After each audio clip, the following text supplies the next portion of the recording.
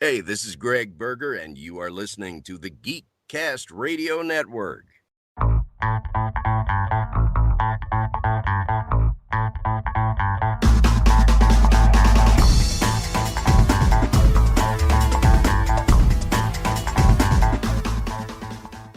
Hello and welcome to another episode of the Cinema Geeks. I am one of your Cinema Geeks, Optimus Solo, and joining me today, as usual, is Hard Candy Mandy. Hey. Movie Revolt Dan. How's it going? Not too bad. A little under the weather, if you can tell. A little cold going on, so hopefully it won't be too annoying for the listeners. And also joining us is Mr. Fridley-Sen. Hello. Yo. Ho. Merry men. And today on the Cinema Geeks, we are going to be going back to our project that we started on episode 100 and counting down another 10 films in our top 100 films of all time. If you've been keeping track, we've had 2 episodes so far where we've done that, where we've covered 100 through 91 and 90 through 81. So that means today we are on to numbers 80 through 71. Dan, anything that you would like to preface this section of the countdown for you? Is there any themes going on, or what do you think about this group of 10? It's actually kind of weird when now, looking at breaking it down by 10 and then noticing some similarities in this 10 that I was not even conscious of the time when I was listing it. But I've been talking about how sometimes you'll see certain directors come back in multiple times. That'll happen again with here, and also have kind of like a classic old school theme going with this top 10. You'll see a lot of really early Hollywood films in this grouping. That'll be fun. That's interesting, because I will be giving you a little bit of the other end of the spectrum, because this is going to be a lot more recent films, I guess. That I'm not striving too far back into the timeline on this segment. And another thing that you might hear me say a bunch over the course of this episode is kind of, I guess, a little bit in opposition to what you're saying with some of the directors showing up again. A lot of directors that show up in this segment of my countdown will be the last time that they show up. So you're going to see a lot of directors for maybe the only time in my countdown, or for the last time if they've already appeared previously. So I did not realize that was the case, but as I was looking over things in preparation for this segment, I was realizing that it's a few directors' swan song as far as my top 100 goes. Amanda, anything about your segment today that you want to preface? I think that this section is going to show my movie tastes a lot. Because the other ones didn't? No, more so. And I think there's a few guilty pleasure watches in there as well. Nice. Looking forward to seeing what's showing up on your countdown. Matt, off air, you said that you're not super confident about this segment of your countdown. Is that how you would sum up what the theme for today? Absolutely. For this one, and probably the next one, although I think I'm a little more confident in that one. It's easy to say this is my favorite movie, and it's easy to say this is a good movie that really needs to be on my top 100 list. It's another thing entirely to go, this one is number 74, and I know it's 74. Because, I don't know, I feel like 60 through 80, these could be interchangeable a lot of the time. And there'll probably be sometimes that, I will feel like maybe this doesn't belong here even. Even yesterday, I pulled one out of the 60 range, because there was one that needed to be in, the 30 range that I had forgotten entirely. And I pulled it out. I didn't move it down. I was just like, I'll pull this one out, because they're so interchangeable to me. Yeah, also, I think a lot of that. There's going to be the most comedies in this one. Okay. Interesting. So, upbeat segment of your countdown possibly today. And we're not going to go back through and list our 20 films that we've previously listed. You'll have to go back and listen to those episodes, or eventually go to the website where we'll have a text form of our films so far. I don't know what point we're going to have that up, but we'll have it up at some point along the way, because we've had a couple of requests from listeners to see it in text form. Don't be lazy, just freaking listen to the episodes, yo. Dang. They want it. Maybe they want it for they want it so they can copy and paste into their queue, or then they can wait till it's all done, and then it's, they can have the whole thing then, so we can make sure that people aren't just cheating. Well, we're not gonna post anything that hasn't been revealed yet. It would just be a. But still, they can be like, I don't even listen to these episodes. Amanda's not in favor of text form. No, for I anybody. want you people to work for this. Rewind, pause, play. Take notes, you know. I was gonna say, I gotta speak for the listener when I say, I remember whether it was Kevin or Dan, one of you put out something that was not English sounding or had weird words in it, and I was like, I don't even know what this is. Like, I could definitely get wanting to see that spelled out for sure. Well then, okay, I can see that. Well, that's kind of how I There's no pronounce subtitles English to sometimes, though. So that's... Oh, man. All right, let's start with Matt. Matt, give us your number 80. My number 80, you were talking about new movies. This one's pretty new. For my number 80, I put Kingsman: The Secret Service. Nice. Kind of a comedy, like I mentioned, but not a straight-up comedy, like a weird action movie. I don't know. I loved it. It was great. Hugh Grant was amazing in it. Is that Colin Firth? Colin Firth. Dude, all those British dudes. All those British dudes are the same. Whatever. Ricky Gervais kicks a major butt in that movie. Dude, he was great. Like, you would expect, since he's a little pudgy, to not be good, but he did it. And then, but and they all show up in Harry Potter movies too, so it's just, you know. all of them. So yeah, that guy. They also do similar movies, right? Aren't they both competing for Bridget Jones's Diary? Or is that two different British dudes? That's also that's Colin Firth, but not Hugh Grant. Whatever. I'm done with this now. British listeners are irate at us. No, I like the director too behind Kingsman: The Secret Service. I think there's a lot of creativity there, and he's done some good work. And I think Kingsman was a lot of fun. I was not expecting it to be as fun as it was. That was our Valentine's movie. I was all in for that year. I just wasn't I had no expectations. I was just kind of going in like, let's check this out. See, I expected it to be like a teenage action movie, because it's like, you know, it's got like a teenage cast and it's an action movie. I did not expect it to be off the walls and zany like it was. Yeah, it definitely has one of the most memorable scenes from that year in that church. So that was crazy. All right, so starting off with a more recent film here with your number 80, Amanda. Are you keeping with recent times or dialing the clock back? I actually am going to stick mainly in the 2000s for this block here, and we're going to kick it off in 2000 exactly with The Cell. I don't know if you guys have seen this gem, but it's a horror sci-fi thriller, which means Amanda's going to love it. It's got J-Lo, Vince Vaughn, and Vincent D'Onofrio. It's just a super psychedelic, crazy, like mind-trippy movie, really, because they literally go into the mind of a serial killer.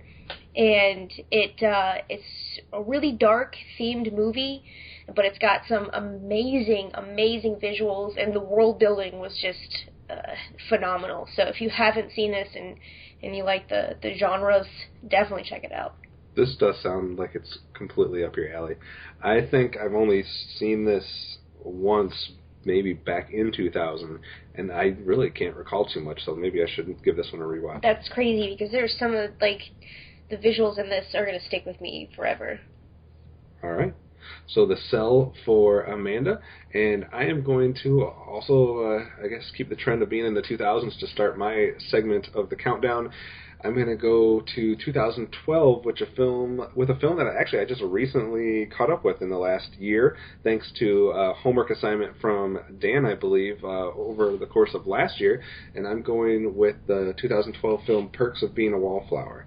I am a sucker for coming-of-age films, and I think this is one of the better ones I've seen in recent times, and I just was immediately hooked into this film right from probably the first 15 minutes, and I kind of stayed that interested the entire way through. So I've only seen it once. I probably will be rewatching this at some point, but I really enjoyed Perks of Being a Wallflower, so that's where I'm going to start with number 80. Yeah, that's a great movie, obviously, since I did recommend it, so I'm glad you enjoyed it that much. Yeah. Absolutely. Dan, where are you starting your list? Well, I will start things off a lot older with going straight to the 1940s, going with an all-time classic. That is, of course, of Casablanca. it's noted as one of the greatest movies of all time. It's if you look at the most notable quotes in movie history, it has like 8 of them. It's got amazing dialogue, one of the best love triangles ever told, and Humphrey Bogart, who I do love him as an actor. He just has a personality that is so unique, unlike anyone else. So it's there's not much more you can really say about Casablanca. It is looked upon as one of the greatest movies of all time. It is noted as one of the big breakout films for the American Film Institution during that time period. And it's I think it still holds up pretty well to this day, and it's just an amazing atmosphere with quality dialogue and really great characters, and I love it. It's kind of one of the films that got me into enjoying films of the classic day. My parents were huge fans of it, so I watched it a lot when I was younger, and even as an adult, I still enjoy watching it. So. Yeah, I think what you said with the fact that it still holds up, I could not agree more with that. I was recently trying to get Amanda to watch that because it's been one of the ones that I've been trying to get her to watch for a while, and she got most of the way through it, but we still need to finish that one to see what she ultimately comes down on the film, if positively or negatively. She was frustrating the shit out of me, and I just had to fall asleep at the end. So we still need to finish it, but I've seen this one multiple times. It's classic, and I couldn't agree more with everything you just said. So, my favorite band has a song titled "Casablanca Sucked Anyways." That's awful. Wow. I thought it was funny. I mean, I'm not saying Casablanca sucked, but I thought it was a funny title. Do they also do the song but we both like Breakfast at Tiffany's? Is that the same band? I don't. No, but they do have one that says "I'm made of wax, Larry. What are you made out of?" from Night at the Museum. All right. So Night at the Museum gets a thumbs up. Casablanca thumbs down. Crazy people. All right, you might hear more about Casablanca in the future. Matt, where do you go to number 79 on your list? Oh, man. My list sucks. Casablanca, really? I feel like I don't even know who Colin Firth is. For 79, I go... I'll get some, it's starting there, but you'll see. Things change. It's okay, I've got 1 or 2 classic movies, too. You just see. You just watch. And for the next one, it's the neo-classic Zombieland. Oh, that's a good movie. I like Zombieland. We just rewatched part of that the other day. It was on the TVs. It was on the television, and that was probably only the second time I've seen it, but I really enjoyed that, and that's not something I typically go for. Yeah, zombie movies tend to be too scary or too gross for me. Zombieland did an amazing job of making it not too gross and then too funny to be scary. But not in the way that horror fans like to be like, it's not really scary, it's more funny, because, like, you could almost see the zippers. It's like, yeah, when they're murdering people and doing suspenseful jump cuts, like, this is legitimately funny and intentionally funny. It does a great job. I think it might have the greatest cameo in movie history. Yeah, I was just going to say that. With Bill Murray, who being just so incredibly Bill Murray, really great. In a time when zombie movies and zombie culture was huge, it still added to the culture and to the thing. People still talk about things like the double tap and all of his little rules for how to survive the zombie apocalypse. Like, I think it's, like, even though it's a comedy, I think it's a legit addition to the zombie zeitgeist, and I really enjoyed it. It was like, to zombie movies what Scream was to just general horror films, with all the the rules and all the different kind of ways they set things up. I enjoyed Zombieland way more than I thought I would. Amanda, 79. I'm going to take it up a little bit to 2008. Not a lot to be said for this one, guys. Step Brothers. Let's just put that out there. One of the most quotable movies for me. I've seen it a billion times. I'm going to want to watch it some more. Their dynamic is amazing. Their banter and their dialogue is just epic, and just hilarity ensued. I think the thing that Step Brothers has going for it that might even make it rise a little over time is it came out in a time period where comedies are just not, they're so hit or miss, and they're so few and far between, where you get the really good classic comedy that you can watch a billion times and everybody loves and laughs about it. And man, it just seems like that's a dying breed these days. So I think Step Brothers is one of the best comedies of its time era, for sure. And I don't usually rewatch movies at all, and that's definitely one that I can rewatch. I do think it's one that kind of almost got underappreciated when it first came out. Like, it was just like, oh, that's fine, but I think it's really gained life, and it's still, like Amanda mentioned, there's so many quotes to that, and you hear it all the time of, do we just become best friends, or there's like, so much room for activities. I'm doing them horribly wrong, but it's just like Will Ferrell and John C. Reilly have a great chemistry, and that might be arguably their best movie together, I would say. And one of the most memorable fake ball sacks you're ever going to see in movies. We went there. Hey. I think any ball sack I see in a movie is memorable. I try not to remember most ball sacks that I see in movies, but this one's burned in my brain. Top 10 ball sacks seen in movies There we go. soon, too. All right. For my number 79, I'm going to stick exactly where I was with my number 80, and that is in the year 2012. So back-to-back 2012 picks. And I'm going to go with the only time that you're going to see this director on my list, which is surprising because I'm a big fan of him, and this is the one probably that I think rises above all his other films. It's my favorite one so far. I have one or two that I still have to see, and that is Moonrise Kingdom from Wes Anderson.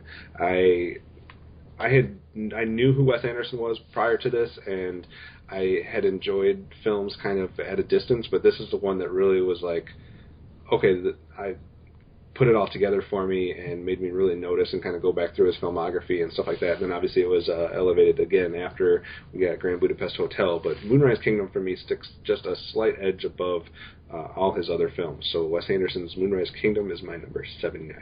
Dan? Nice, yeah. Great movie. Enjoy that a lot. You may see Wes Anderson appear in my list coming up sometime soon. I'm also going to go with a more recent movie, but even actually more recent than you. I'm going to go to the year of 2013.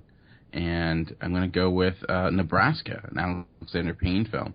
I remember going into this movie thinking, like, I'm going to enjoy it, but actually was kind of surprised on how much I just adored everything about it. Part of it is just how relatable I found it, where you have these scenes of this family, like, sitting around and, like, the most awkward conversations you would ever see, people, like, talking about how long did it take you to get here, just a room of just deadpan family watching TV with no emotion. There's just so much humor and heart and bittersweetness to this film, and, Bruce Dern is amazing. I love the black and white, use of black and white. It's great to look at, even though you're looking at, like, some really dreary things. It still looks quite good. And you know your movie's really working when, like, one of the sweetest moments of the movies of that year was just a guy driving a truck, and they built it up and it just worked. So I find myself coming back to this movie, and also great score. I love it. So it's my number 79. Yeah, I was a big fan of that one, too. I didn't catch up with it in time for our list. I don't think that year. I caught up with it at the first part of 2014, I think it was, when it finally made its way to video. But, yeah, Bruce Dern, the cast just all the way around, like the entire cast is just pretty much amazing in this film. And I think it's a little bit under the radar. I think more people should check it out if you haven't seen it. Yeah, even Will Forte, like, I really started to... that was the biggest surprise. Yeah, I respect him as an actor. Like, I just thought, but he was actually, he's really good. So, yeah. Absolutely. Great pick. Matt, we're back to you for your number 78. All right. My 78 is a movie that probably a lot of people wouldn't expect, or just from a studio that people wouldn't expect any movies from on my list, and that is Aladdin. Nice. I have not seen many Disney movies, but as we've been over, almost every Disney movie I've seen belongs on this list just because they're all so good. I'm not saying that, like, I don't know. It's not that I haven't seen them because I don't want to. It's just that was not how I was raised, I guess, which is a terrible thing to say. I don't know. They just weren't things that interested me as a kid, and now as an adult I feel like I really wasted a childhood. But the ones that I saw as a kid were great, and Aladdin was probably one of the bigger ones of those. I don't know, do I really need to explain why Aladdin's good? No, it's a great. It's probably if I was to do the Disney, films and go by my personal favorites, Aladdin probably is number one. I just, for some reason, was more drawn to that than any of the other films. I think if I'm doing it from more of an objective standpoint, I might put a couple films ahead of it. But for just like my personal interest, I absolutely adore Aladdin. Robin Williams is amazing. I liked the setting and the visuals for it. There's nothing there's nothing I didn't like. You got the, Abu, you got the magic carpet, you got Frank Welker doing the cave voice and a couple other voices. Everything about Aladdin's good. It's great. Actually, just yes. was the first movie my son saw recently, Disney-wise, and he was a big fan. Of course, he's only 15 months old, so, any music works, but he was dancing along to it, so. There we go. And that was the other thing about Aladdin was obviously that was during a time period where we had, 4 or 5 movies in a row that had great music, but it was more than just one song. It was the entire soundtrack for the entire film, and then you had 3 or 4 songs that really kind of stood above everything. So, yeah, I'm a huge fan of Aladdin, so I think that's a great pick, Matt. Thank you for once. All right, Amanda, follow up with Aladdin and go somewhere for your number 78. This is the complete fucking opposite. This is a 2001 flick, 13 Ghosts. It's got Tony Shalhoub, our boy Matthew Lillard, Shannon Elizabeth, just to name a few. But have you guys seen this? Kevin, you probably have not, even though it's sitting on the shelf out there. I think I've seen it. Don't they go through all these different rooms and there's something? Actually, they're trapped in a house, and it's filled with a collection of malicious ghosts. 13 of them? And they have glasses or something like that they use, or that they can see them. Yeah. So this guy inherits a house. Tony Shalhoub and his family inherit a house from his uncle who passed away.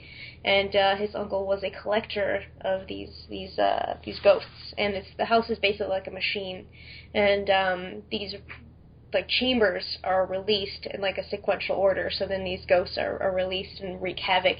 Matthew Lillard plays like a psychic, like a medium, so he can see these things and feel all this stuff, and he's trying to save the family. And even each one of the stories behind the ghosts is so complex and filled out that they have a bonus feature in the DVD where it goes through all the backstories, and it's just super cool, super freaking scary. I was traumatized by this movie. Me and my cousin had to sleep in the same bed for a while when she stayed the night because we watched this, and it was horrific. But it's one of my guilty pleasure movies, and I love rewatching it, as horrific as it can get. But it's just got some of the coolest, evil characters I've ever seen. I feel like the supernatural and horror fans out there should have pencil and paper to write down all the films that you're giving them. They should, must-sees. Take notes. All right, so 13 Ghosts. I didn't expect the Matthew Lillard to be making appearances. Tony Shalhoub, too. He's going to pop up again? Probably not. All right, for my number 78, I'm going to go into the 90s, just barely, 1999, and this director has appeared on my list previously, but this will be the last time that he appears. He did What's Eating Gilbert Grape in 1993, and that was in my number 99 pick, and he also did Cider House Rules in 1999, and not quite as highly acclaimed as the other films I'm mentioning maybe in this segment of the countdown, but for some reason it really struck a chord with me. I love I think the biggest thing for me here in this film is both the performances and the dialogue. I love the dialogue. Michael Caine's amazing. You got a young Paul Rudd in here, and I guess it's a feel-good movie, a movie you can watch with your family and not need to worry about them seeing anything they shouldn't for the most part, but it's also got some good drama and some reality to it, and I'm just a big fan of Cider House Rules. I don't know if I'm saying his name right, Hallstrom. I like him as a director, and this is, for me, his best film. Cider House Rules. I've yet to see that fully through. I don't know why. It's one of those that have been off my radar. Still need to catch up with Cider House Rules. All right. I didn't catch it in 1999. I didn't see it probably until 10 years after that.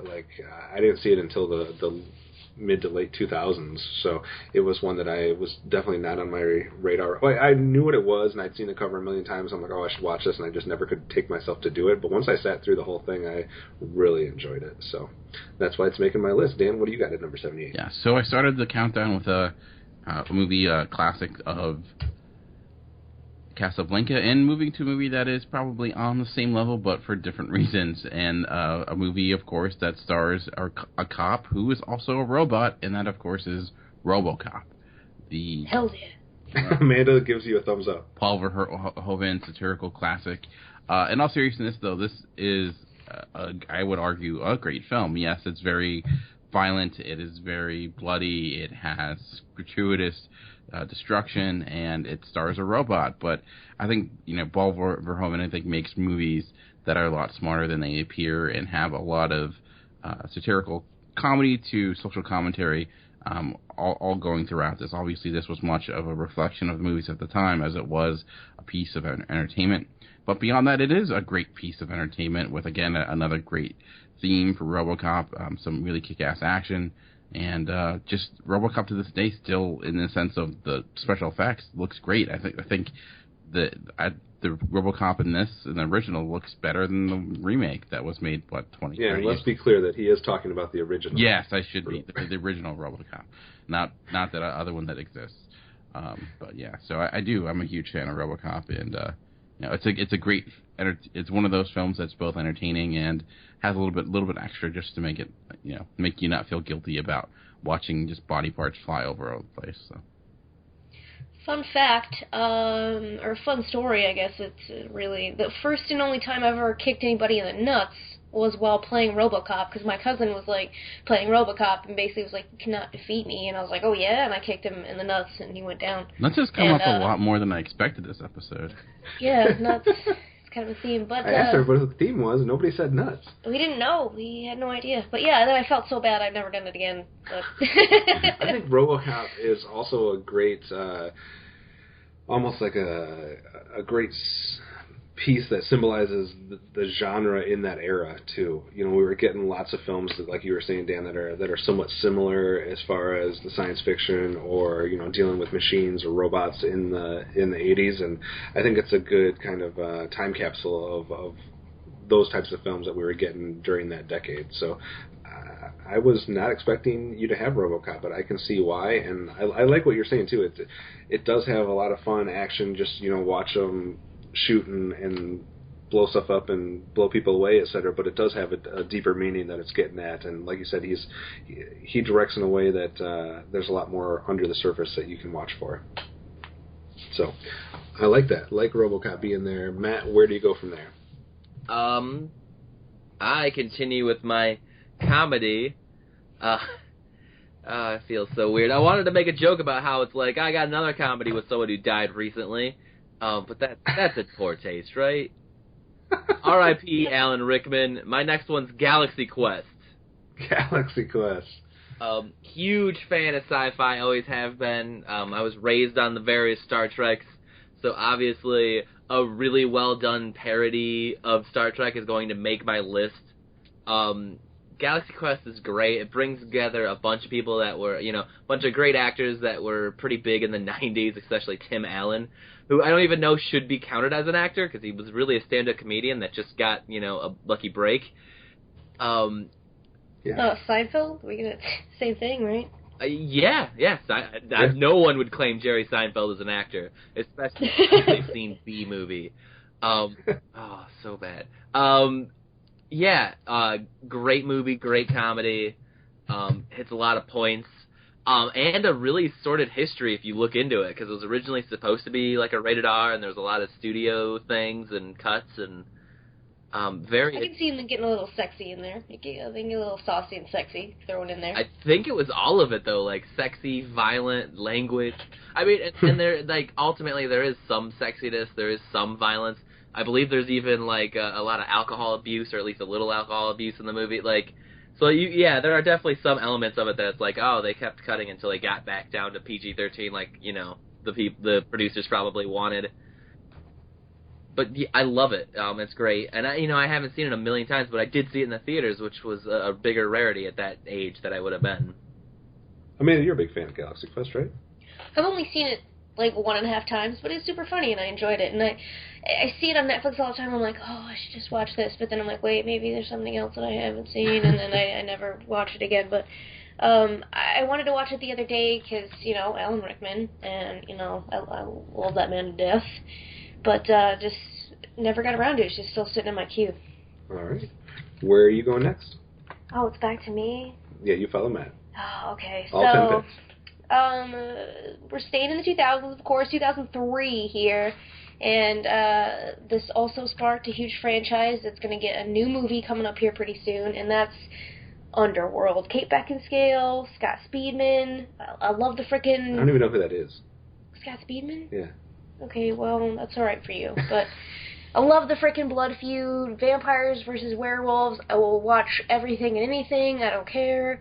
The action in here, like the tone, like the dark cinematography, how badass she is, all the leather and like the automatic weapons and the blood. I love it all, and I can't get enough of it. I will rewatch this series to no end, and super stoked for the new one to come out. All right. Can't comment. I have not seen any of the Underworld films yet. The first one's absolutely worth watching. Yeah, I mean, I think it gets a little sketchy in the sequels, because they just start doing a lot of, like, hybrid junk, but it's still really cool, and, like, the animals look great, and, you know, that's kind of hard to do with werewolves, but I think some really cool, like, shifting and stuff happens, and... Like I said, the weaponry is super awesome, so it's a bunch of cool action and horror and stuff put together. All right. Excellent. My next pick is for number 77. Going to go to real recent times.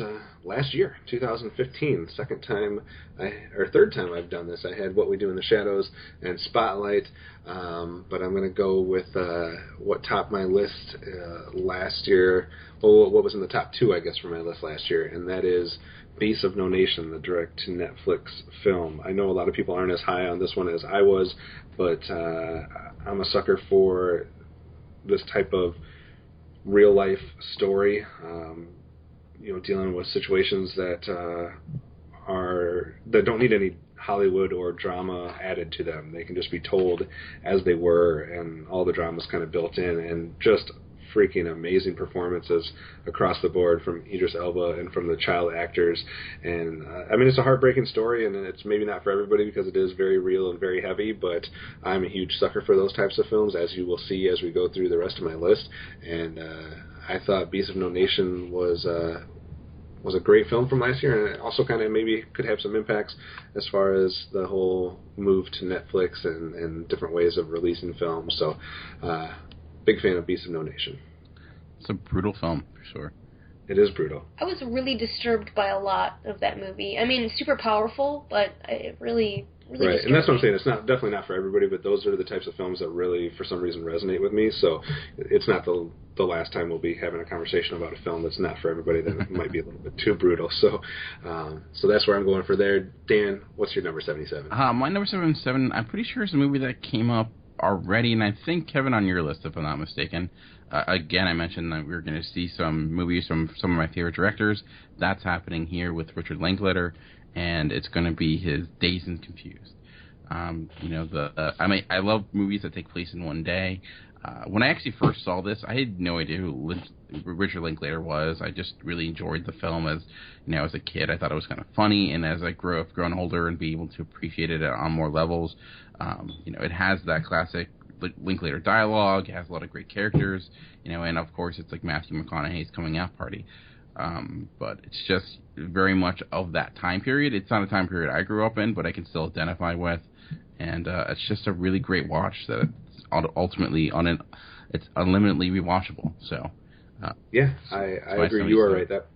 You are right. That was on my list. It was my number 96, I believe. So definitely in full agreement with that one. I think it's like we were talking about with kind of RoboCop, as far as capturing the type of cinema that was there. This is more of a timepiece on actual what the real world was like during that time period for those that age individuals, and kind of that high school story. And I had an older brother that was kind of in that time period at that age. So even though I didn't get to go through that and I can't relate directly to it, I can kind of vicariously remember certain things about him growing up that remind me in bits about that film. But yeah, this is a great film. Obviously, we've had the follow-up here in recent times with Everybody Wants Some, and I think they're both excellent time capsules of different decades.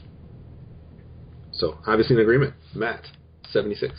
76, I'm going to continue on with the comedy with Nazi war film from Italy, La Vita è Bella. I have not ever heard of that one. For anyone who knows what that movie is, it's very, very depressing and not funny at all. Joke. Why is it called, like, The Beautiful Life? Because it's ironic.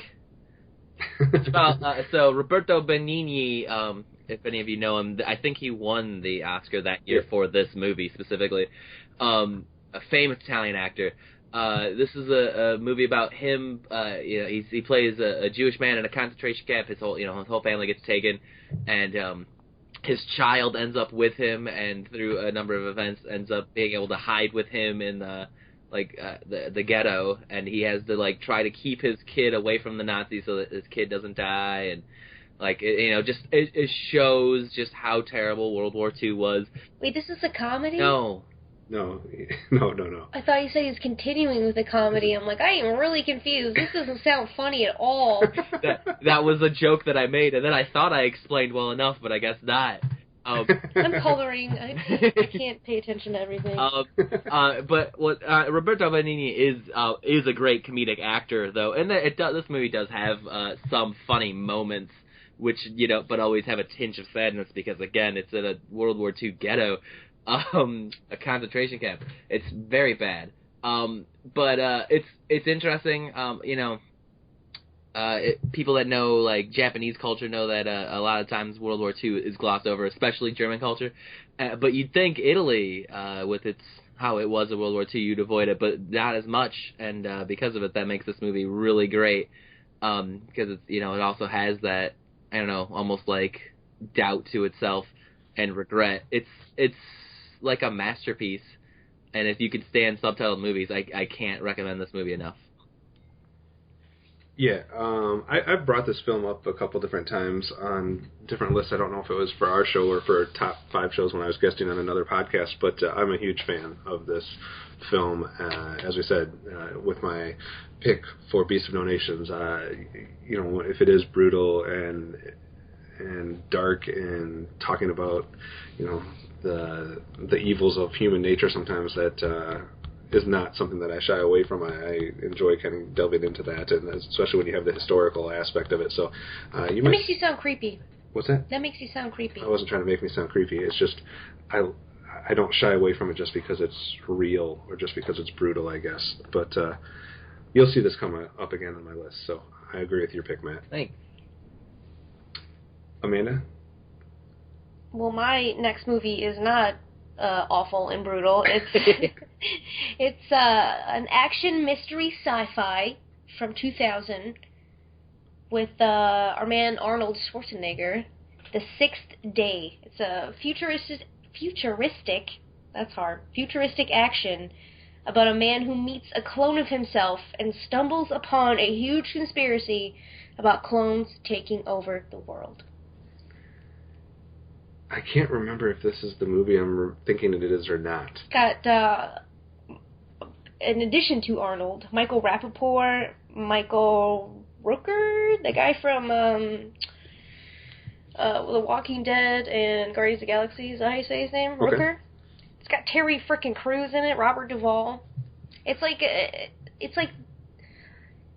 the last little bit of 90s you're going to get in 2000. It's got the same kind of feel, you know what I mean, as those quintessential action 90s movies that I love.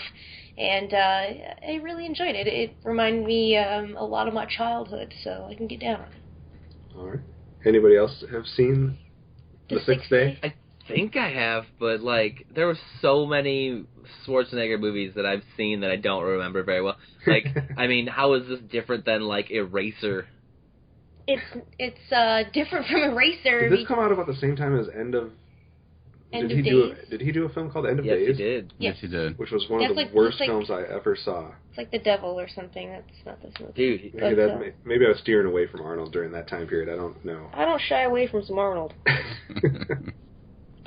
But I think it's a good time. It was really fun. It was a movie that was like me holding on to the 90s a little bit and being able to do that in 2000. So Like holding on to the parents' leg and not letting them get away. Like stick around don't for a leave little me, bit longer. Arnold, in your action movies. Yeah.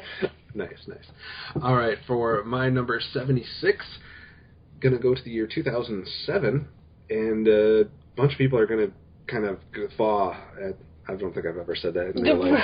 A couple of people are gonna roll their eyes or be disturbed that this is the only time this director duo is going to appear in my top 100, but this is the one and only time that the Coen brothers will have a film in my top 100, and that is my number 76, No Country for Old Men. I don't think I need to say too much about it. I've never heard anybody say anything negative about it. Is this where the guy has that thing that, like, shoots a bolt through, like, the door or whatever? That scary guy? I'm terrified of that dude and his creepy bags under his eyes. But, yeah, all of that is true. But, yeah, No Country for Old Men is my favorite Coen Brothers film. I know there's a lot of others that other people would go to, but this is the one that makes the list, so... Javier Bardem, that's that guy, right? Yes. Scary dude. You even have a scary name, sir. I feel like he's like a cartel dude. All right. Any other thoughts, Amanda? Hey! All right, No Country for Old Men is my number 76. Dan, what is yours? My number 76 is I'm going to go back to classical Hollywood again. And one thing I also really enjoy are movies about movies. And one of the, arguably one of my favorites is obviously, since it's on this list, is All About Eve. Basically a story about actresses trying to, a young actress trying to break into the game, the old actress trying to maintain her career and the conflict that ensues in that. Arguably, some could bring up that it is highly melodramatic, especially for today's standards, and may not hold up as well as something like Casablanca, but it's still, I don't know, still really works for me. It's, again, one movie I grew up on with my parents watching it back in AMC and Turning Classic Movies when it was on, so it's a film I've seen a great deal. So part of that may be because of just the exposure to it, but just again, it has that classic Hollywood feel that I really enjoy, and I just enjoy what its take on necessarily movies, but acting in general and the conflict that can ensue, and also is noticeable for the fact that it has a very early appearance of Marilyn Monroe before she becomes super famous. It's one of her earliest roles. So, but that's my number 76, All About Eve. This is one that I've wanted to catch up on, and I just, for some reason, have not yet. It's a list of shame type of film for me, so I will bump it up on the queue a little bit now that I know it's top 100 worthy on your list. Like I said, I would say like Casablanca is a much better film, but it's a film that I greatly enjoy. So awesome. All right, Matt, what do you have next? For my next one, I think I've said this a bunch on all these records. This isn't about what's the best movie ever or anything. Just like Tan said, his movie isn't as good as one that's before it, but it has a more personal note. This is a movie series. I think this might be my first actual series that shows up. Movie series that has a special place in my heart, if only because of the age that I was and the fact that I love fantasy movies, and there's never enough. And that's the Lord of the Rings series. Nice. For a lot of the series, I've chosen one movie to put at the top. I don't know that I could really do that with these. They have their problems. You know, a lot of people talk about how it's all walking. But honestly, they're decent. They're great. They follow the books pretty well. I mean, you can't include everything. I mean, if they just included, the songs, it would add an extra 2 hours of the whole franchise easily. They did a lot of good job of cutting things they didn't need and leaving in things they did. I love these movies. I love these books. Well, the books are okay. The movies are so much quicker. I don't know. Just as a warning, like Hobbit is probably my favorite book of all time. Lord of the Rings is not as good as that. But the Lord of the Rings movies is great, and the Hobbit movie sucks. The pointless 3 Hobbit movies suck. And, Peter Jackson didn't go crazy with he didn't George Lucas this. Like, he kept getting more and more CG as each movie progressed, to the sixth one being ridiculous, just like George Lucas, to the sixth one being ridiculous. But he didn't go back and change these, and they're great. And, everyone's seen them. They, like, swept the Oscars. There's no way you haven't seen them, but if you haven't, treat yourself. Anybody who complains about them just walking or saying that all they do is walk is the worst type of person. Like, stop with that nonsense. It's a great pick. It'll definitely come up again on my list. There we go. All right. Amanda, it's your turn. 75. 75. Okay, so this is, we're going to take it back, probably the farthest I'm going to go back in this little round here, to 1992. One of my guilty pleasure watches. Probably not a lot to say about this, and you guys are going to give me some shit, probably. But, rest in peace, Whitney Houston, The Bodyguard. I'm not going to say anything. Timeless flick, okay? Fucking timeless flick. She was amazing. All the songs that came out of this. I have the freaking soundtrack, and it makes me cry. And Kevin Costner, tip top of his fucking game here. Badass with the fucking samurai sword and the scarf that got cut. Come on. This is probably one of the most successful soundtracks I would think ever. I've actually never seen it, so I can't really. What? Yeah, I know. Lord have mercy. Oh my God. I'm not 100% sure I even know what it is. The Bodyguard, you've heard the songs. I guarantee you that you've heard the Whitney songs. You just didn't know it was tied to this movie. Probably. Yeah. All right, classic 90s. I think a lot of people would be on board with you on that one. Well, they better be. So you guys better watch it, okay? Get on this board. On this board? Yes. I don't even know what that means. It just doesn't have to make sense. It didn't make sense. A skateboard, surfboard, what board are we getting on? We were on board, so I'm saying get on this board. All right. Dude, God, Kevin. I'm with you. Just taking my fucking awesome stuff to say and trashing it. Why don't you say some funny stuff? No, I'm just making myself sound way less hip than you are. Why don't you just say some funny stuff already? I don't have any funny things to say. Fun here. And don't do it, because I tried to say a funny thing, and she was all like, what, is this a comedy? I didn't get it at all. What kind of Holocaust comedy is this? For my number 75, I'm going to go as far as you can from comedy, I guess. Well, I guess some people might find it humorous, but it's definitely a little bit more on the dramatic sense, and that's to 1999. My pick wasn't dramatic. It's a fucking drama. I know, but then we're talking about comedy. I'm going back to drama. You can't be bouncing around like that. I was already in 1999 for Cider House Rules. I will stay there. I love this director, but it's the only time he's going to show up on my list. Sam Mendes, big fan of his, but the only film that he has on my top 100 is going to be number 75, American Beauty.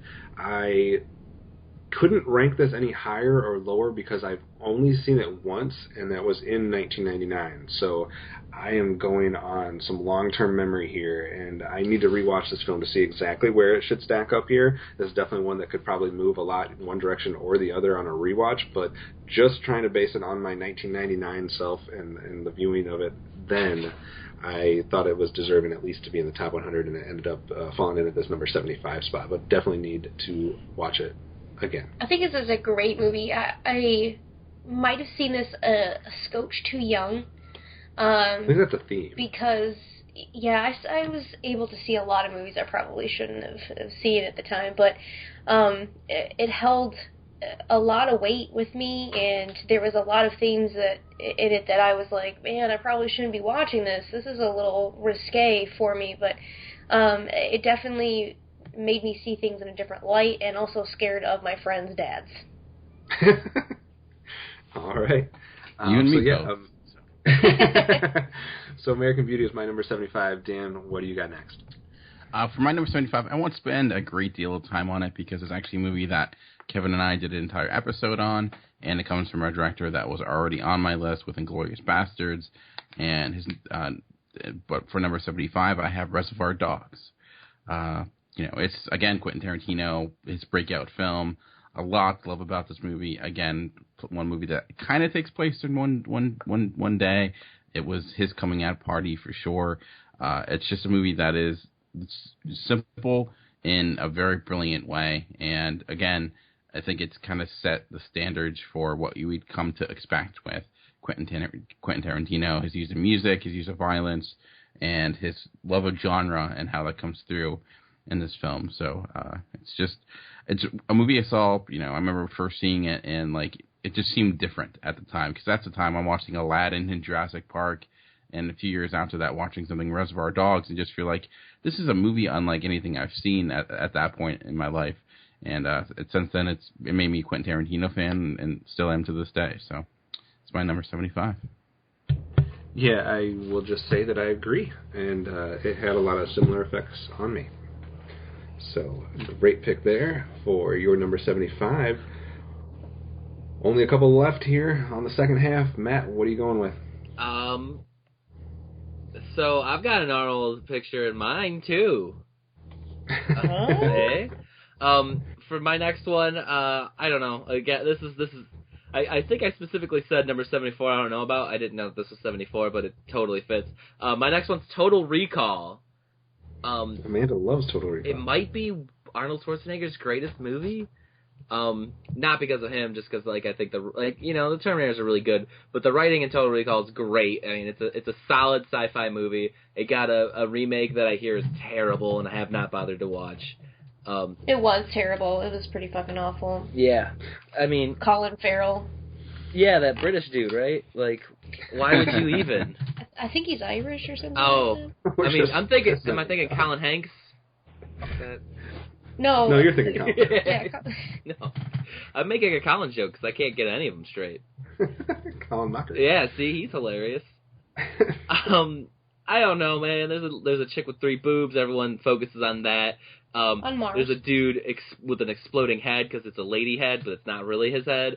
There's a weird thing where it's like I put my hand here and I'll just fix Mars entirely. It's a great movie. I love it. I actually am not going to say much about Total Recall at the moment. It's okay. I didn't say anything about Reservoir Dogs. We're trying to decide what to give away and what not. All right, Amanda, what do you have at your number 74? I'm going to stick with the 90s a little bit. This is another one of my guilty pleasure movies that sparked a little series of awesome flicks.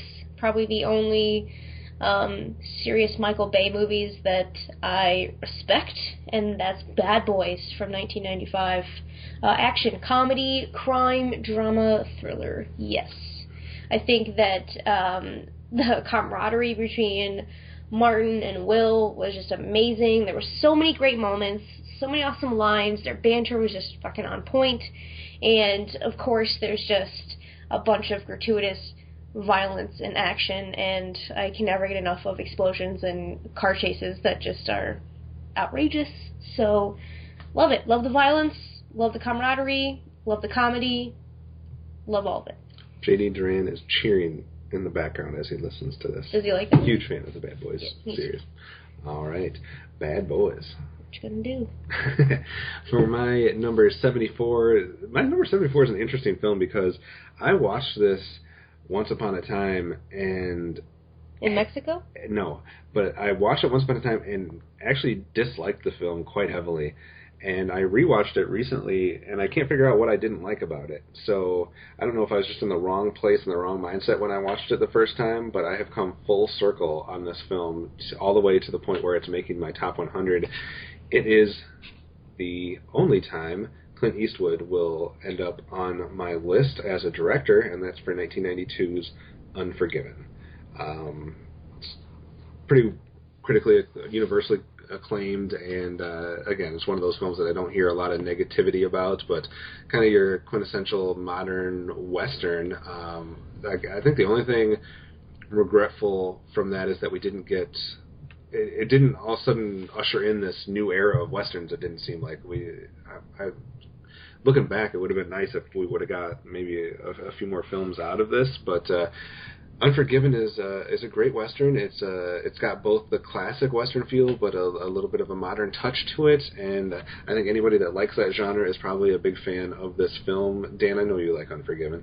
I do. I would say it's probably Clint Eastwood's best movie as an actor and a director. It's at top 1 or 3.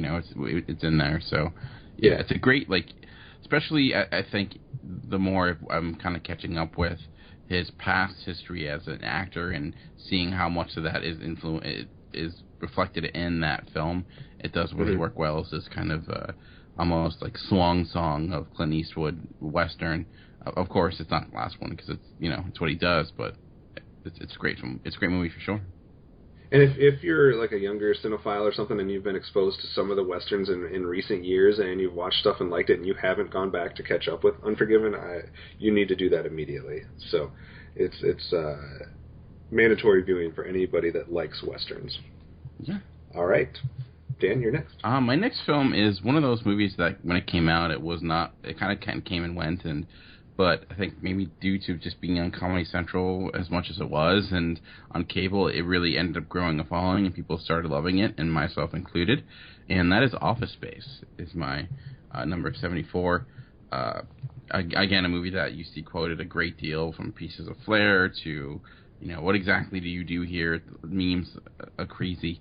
But even now, working in an office, it's Mike Judge, who is a satirical genius. You see it now with like Silicon Valley and how he can take a kind of a type of work environment or a group of people and really kind of bring out the funny, and seems like he really has knowing what he's doing. And I feel like it's, I know when it came out it was a huge flop, but it grew an audience over, and it's become like this cult classic, iconic film now, and I just find it really funny and it's highly enjoyable. So, and I think so many people that work in an office would dream of kind of doing 90% of the stuff that happens in this. So, especially taking out the copier that doesn't work and smashing it to pieces.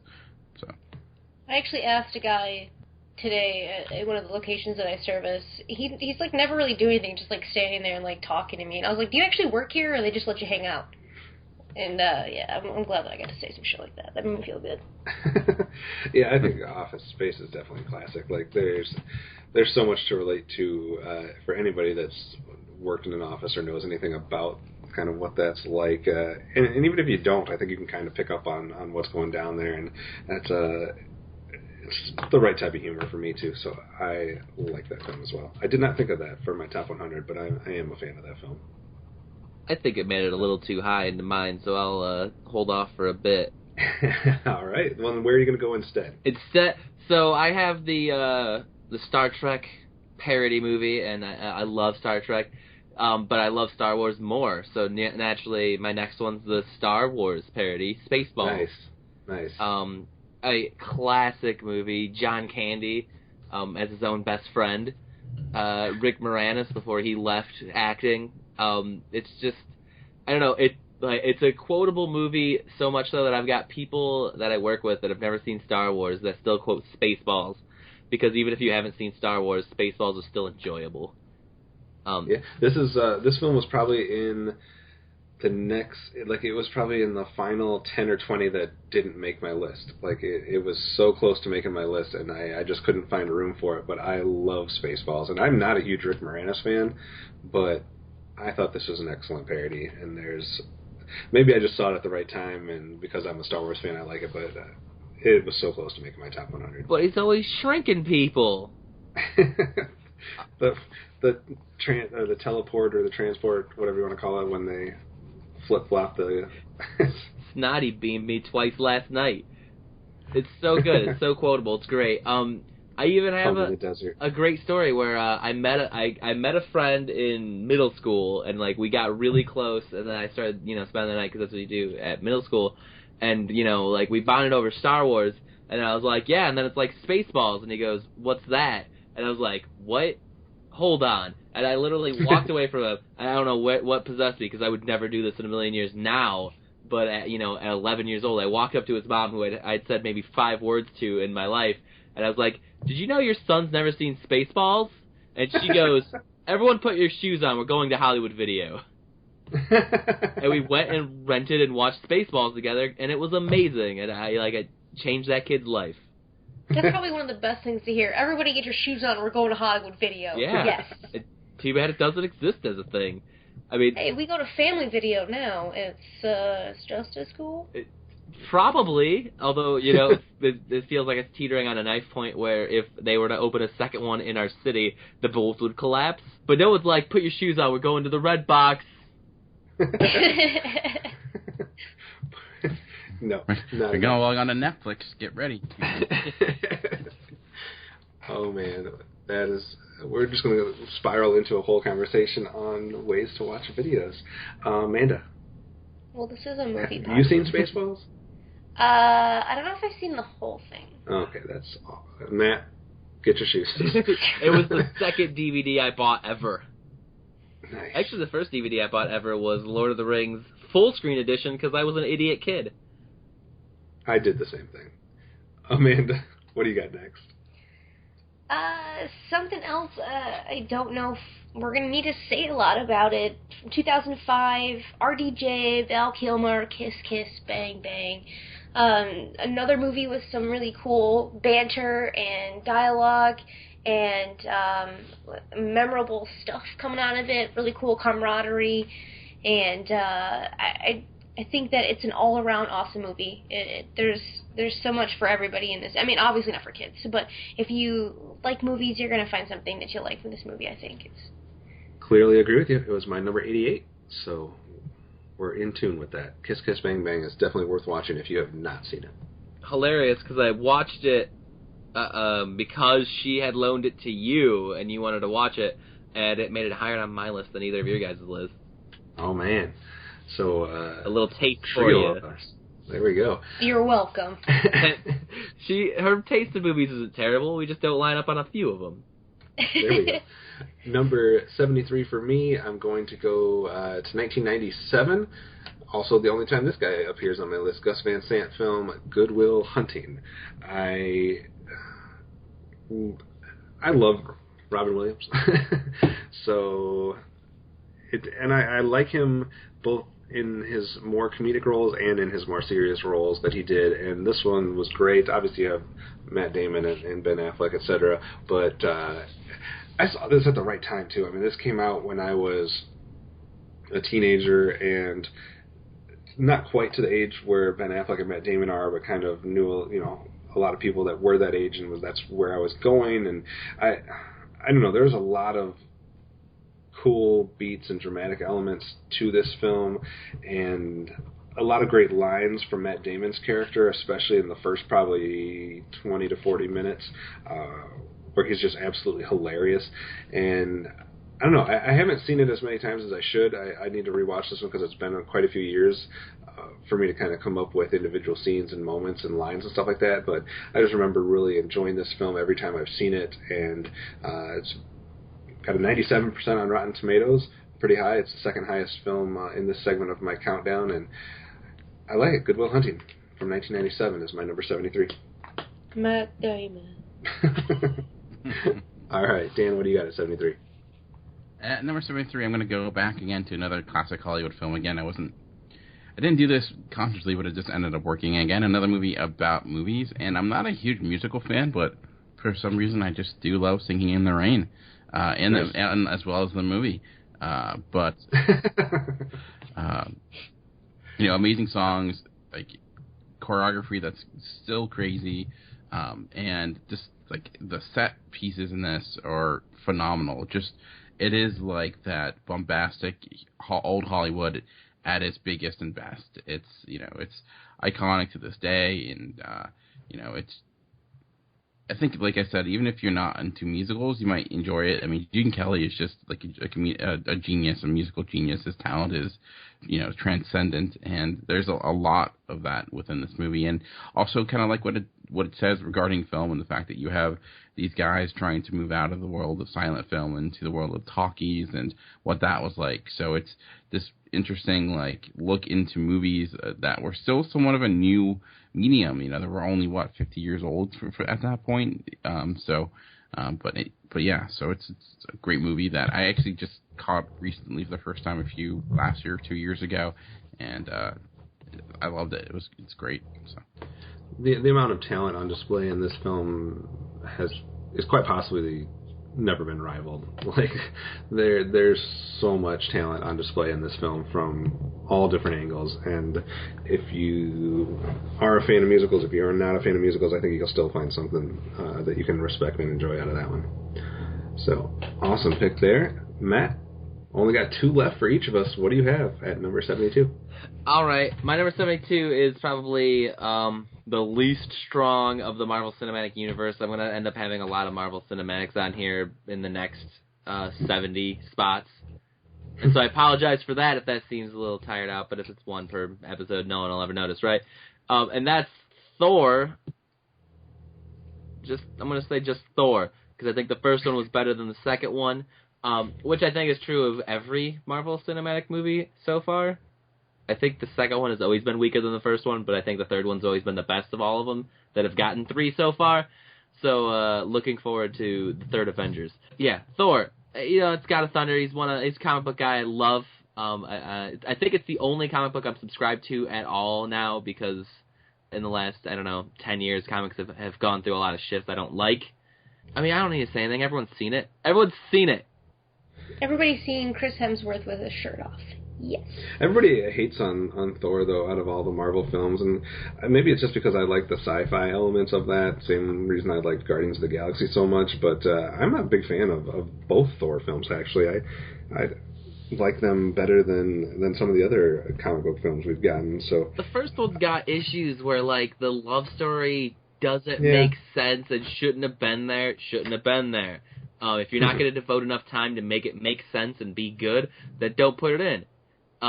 Right. Like, and I'm not against having a love story in an action movie or a comic book movie. I think there's definitely a place for it. And I love those types of stories. But if you're not going to devote the right amount of time to it, don't do it.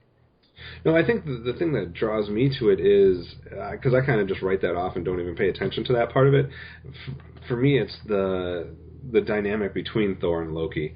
And we have not got a villain to equal Loki so far in any other comic book film that I've seen. So those two playing off each other is what makes both Thor films as enjoyable for me, and one reason why Avengers worked to the level it did. So good. That's, yeah. All right. So some Thor love here in the 70s. Amanda, what do you have for your 72? So this was an accident, but I have another RDJ film here backed up to my Kiss Kiss Bang Bang selection. This is 2009 action-adventure crime, Sherlock Holmes. I think that what Guy Ritchie did with, like, cinematography here was super cool. I know it's kind of been done since then, but I feel like that was the first time I really saw that style, and I could pick out that was that Guy Ritchie movie. And I loved the action, I loved the flow of the story, I thought it was a really great telling of the character, and I think that Jude Law and RDJ really played off each other well. I really loved all the action pieces and how smart it could be, too. So all the characters, plus the action, plus the look of it and the feel, really just did everything that I wanted it to do.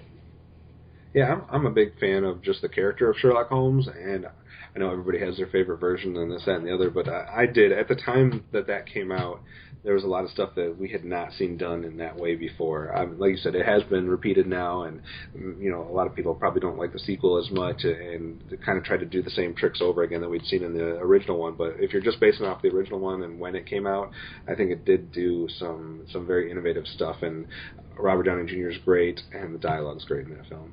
I agree. My number 72, I think, was already brought up by Dan early on, if I remember correctly. And I'm going to go to a film based on a TV series that I never watched.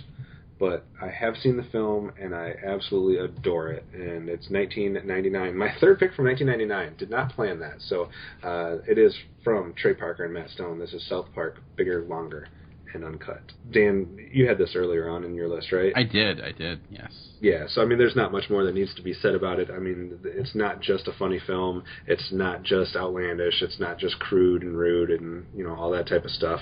It's got so much from a storytelling from a thematic standpoint, from a, commentary on what's going on in the world and at that time and even now, so on parenting, on all kinds of different issues that it's talking about, and it's so cleverly done and disguised under this mask of South Park.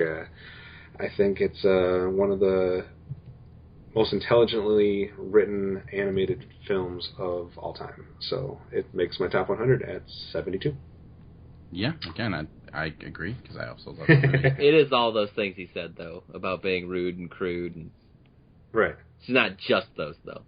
No. No. It's very much There's part more. of it. I mean, there's lots of that, yeah. Yeah.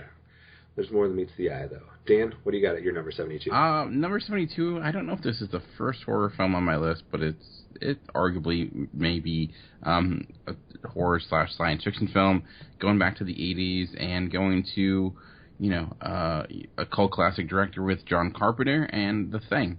1982 remake classic, one of the, arguably maybe the best remake of all time, I think it's certainly up there, and that's an interesting conversation that we could have at some point. Yeah, it is.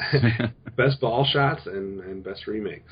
Best remakes of ball shots. That's For a second, I thought it was sports related. Not those. But the thing itself,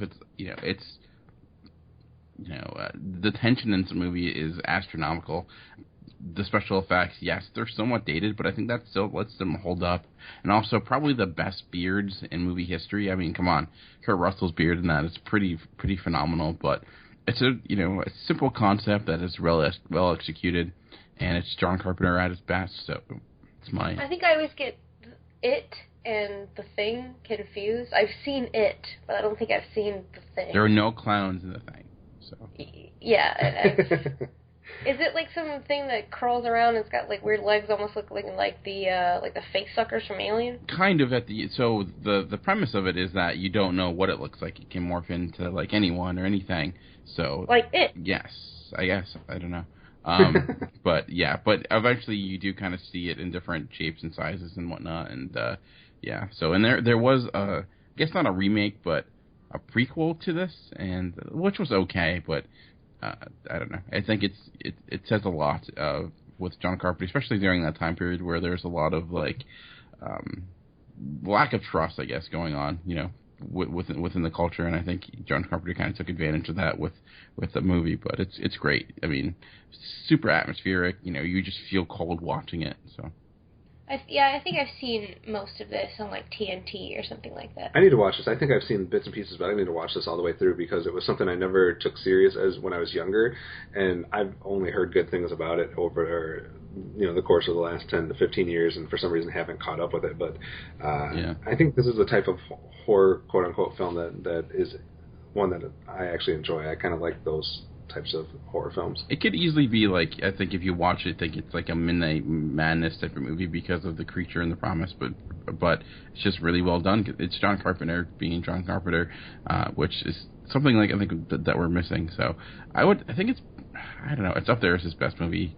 You could argue Halloween or Escape from New York, but it's in the conversation for sure. Matt, we only have time for one more pick here in this segment. What are you doing?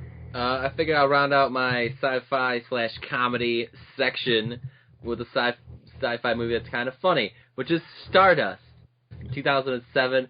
If you don't think it's a comedy, then you haven't seen any of Robert De Niro's parts because he is hilarious in this movie.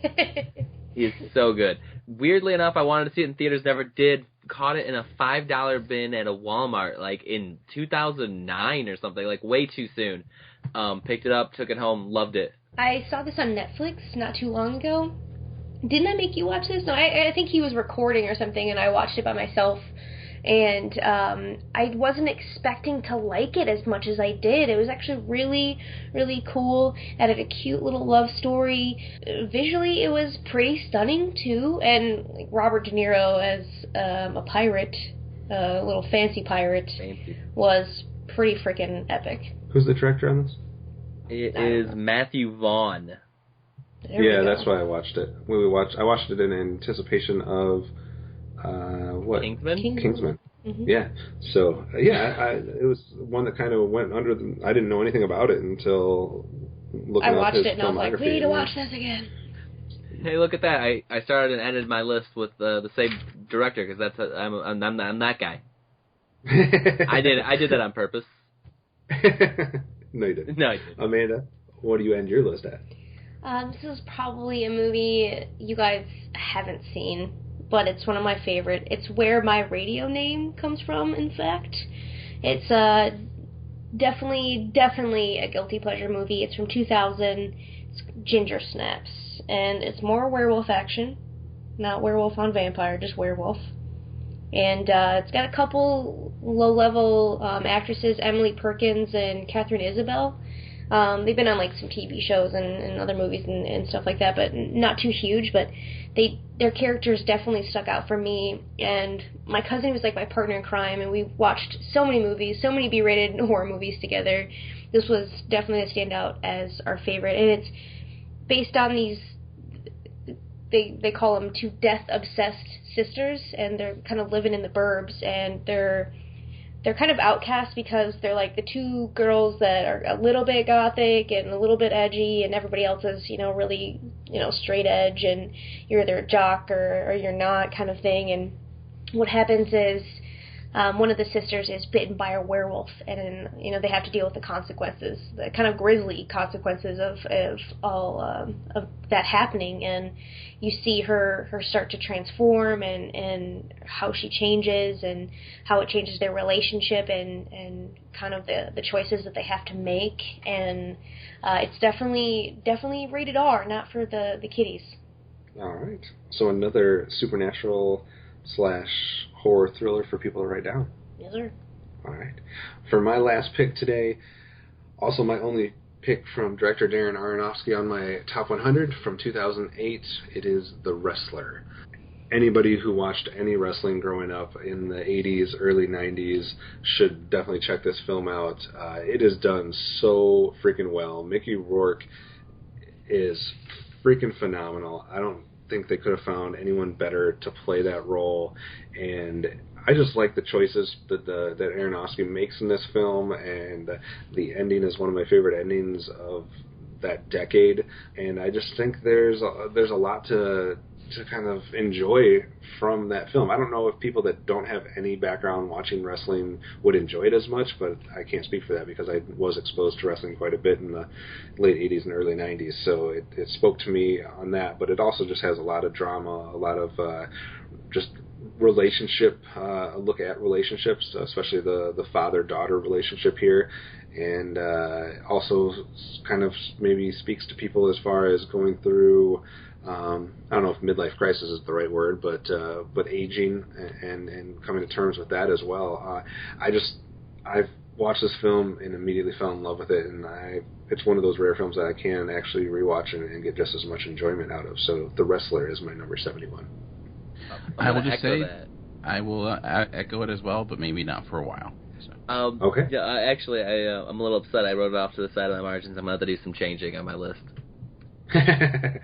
All right, so Dan, we only got one more pick left to talk about today. What is it going to be? Well, I'm actually going to go to a genre that we have not actually talked about on this podcast for this time, and that is the world of documentaries. And I'm going to go with one of my favorites, and that is The King of Kong, A Fistful of Quarters. And it's often the documentary I'll give people who say they don't like documentaries because it's one of those documentaries that maybe was successful simply because of circumstance, but it is, ultimate underdog story, and even if you care little about video games, somehow you'll get invested in this guy in his attempt to basically break this world record. A lot of it is due to the fact that Billy Mitchell works so well as a villain.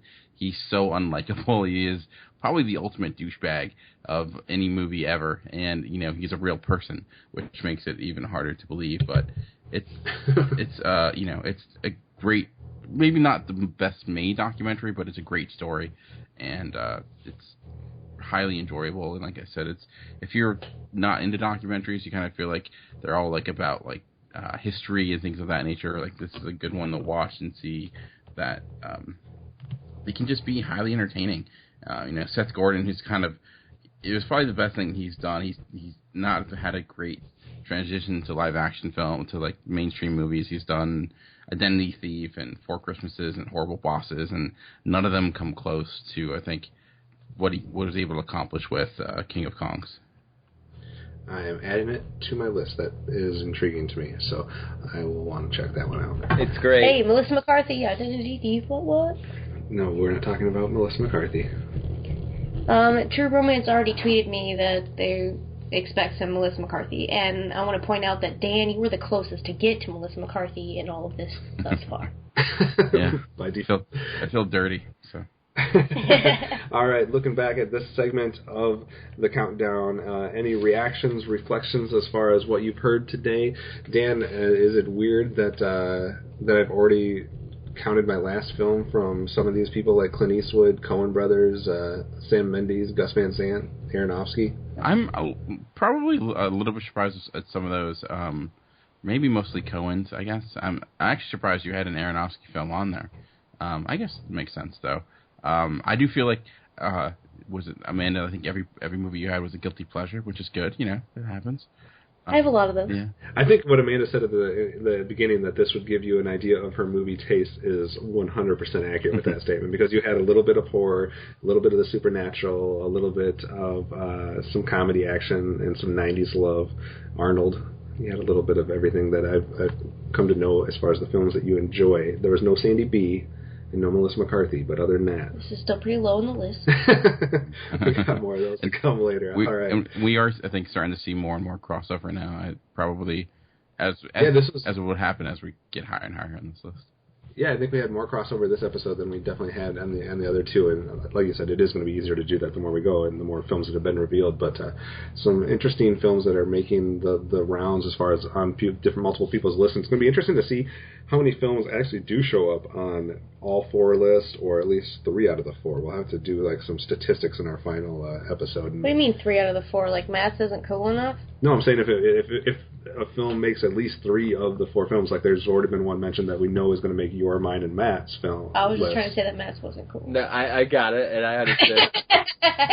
He didn't say anything, though. I think we should explain all of our jokes from now on, just to make it... Just stop recording so late. Woke up, we're tired. Dan, you're like an hour later than us. We're all terrible comedians explaining all of our jokes. Matt, any other last thoughts about the list today? We're all terrible comedians because we have to explain our jokes. That's what I'm saying. Oh, man. Nah, dude. Don't judge me too harshly on this list. Because I've got a terrible memory, and that's what makes it stick out, is whatever I can even remember watching. I think if I were to redo the list right now, I think at least 2 of the movies I've listed today probably wouldn't make the cut quite. But I still enjoy every movie I've seen, and I will at least defend it, even if it's not the best choice. It's just a personal list, so yeah. That's the list. Well, a couple things. Number one, I think that there is an audience for all of our different tastes, and there's going to be people that can relate more to Amanda's list, people that can relate more to my list, or all of us.